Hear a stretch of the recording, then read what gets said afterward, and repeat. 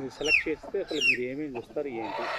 కోడి బరువు అనేటువంటిది ఎంత ఉంటుంది? కోడి స్వతహాగా 4 కేజీలు వెయిట్ ఉన్న కోడి పుంజు, 3 కేజీల పైనుంచి 4 కేజీల లోపు ఉన్న కోడి పుంజు దాని యొక్క కదలికలు కానీ, దాని యొక్క విధానం కానీ, దాని యొక్క ఇసులు కానీ అన్ని విధాలుగా మనం ఏ పందెం కట్టడానికైనా అది 10,000 దగ్గర నుంచి 1,00,000 అవ్వచ్చు, 10 లక్షలు అవ్వచ్చు, 25 లక్షలు అవ్వచ్చు.